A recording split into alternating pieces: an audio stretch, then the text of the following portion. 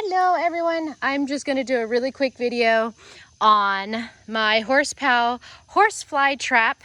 I have had this trap now, I want to say 3 years. I want to say this is my 3rd year of having this. It definitely doesn't look as pretty and shiny as it once was. And when I first took it out of the box, I've done 2 reviews, I believe. Yeah, so I think I've done a review for every year that I've had it. Do I still love it? Yes, I do. I still love it. I am so glad I purchased this. So I'm going to show you how many horseflies are in here. I moved this fly trap down closer to the water. It was up there in a corner because the horses would mainly hang out at the old barn. And so now that the new barn is over here and the horses run in shelters right there, I moved it down here closer to the barn where they are. And I've also learned since then that horseflies love the water and they love the woods. So this was actually probably a better spot for the horsefly trap, even though it caught just as many over there. Anyway, I'm trying to make the video short, so I don't want to ramble.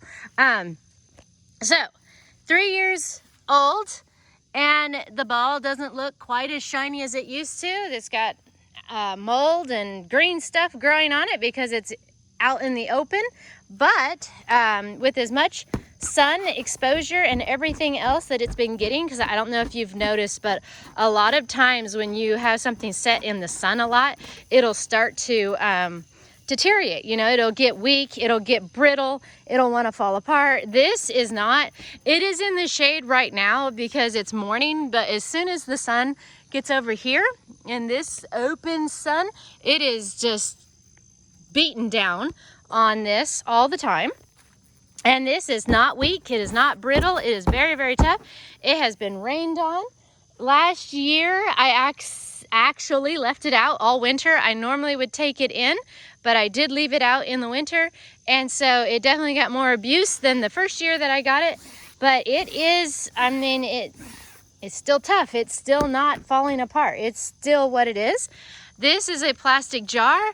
It is starting to get a little weak. I have noticed that. There's a little stress right here. It's not busted though. It's just a stress crack. This right here is still very, very solid. As you can see, it's starting to turn into Tennessee flower. And I call the algae that grows around here, or the mold, or whatever it is, I call it Tennessee flowers. Okay, so I just looked it up. I paid $295 for it. That was with free shipping. So the total cost was $295. Yes, that is very expensive. Would I buy this thing again? Yes, yes, yes, yes. I wish I had 20, but they are expensive, so I don't have 20. I have this one. I do hope to get more down the line.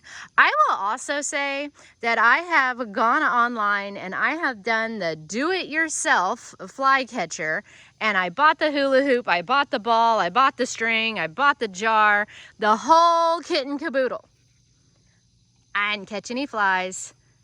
I'm not good with DIY, so I can't say that nobody catches flies with them. I'm just saying that I did not catch flies with them, and I literally wasted my money. But anyway, that is my review. I hope it helps somebody out there. Again, I've had it for 3 years. I am super happy with it, and I would love to buy more. Before I leave, I was going to show you how I dump it out. Okay, so all I do is I've already untwisted it because it does take a little bit to get that first twist, and you have to be really careful because it is a plastic jar. I'm probably going to replace the jar. You can buy them from the website. They're not that expensive. But anyway, I'm going to try to do this with one hand. Oops. So I normally don't throw it on the ground. Normally have 2 hands. But anyway, it is gross. It is disgusting. But there you have it. And a couple get loose whenever you do it because obviously you can't dump it out and it's really hard to do this with one hand, y'all. But anyway, so here's my dead flies. I just pick a spot and dump it out, and then I put it back on. But that's all you have to do to dump it out. You just take the little funnel thingy off, find a spot to dump them, let them out, let them go do whatever nature does to make them a part of nature again. And you take your little jar back over here, and you take your little funnel, drop it on top, just like that. Super easy. Back together, plop it on the top. Trick my dad showed me is pretend like you're gonna try to unscrew a jar, and then it'll fall on the tracks the right way, and then you just screw it down, and you don't have to worry about screwing it on crooked. But I'm gonna need both hands to do that. It's gross. Anyway, a little bonus feature, what it's like to actually dump them out. Okay, thank you guys. Talk to you later. Bye.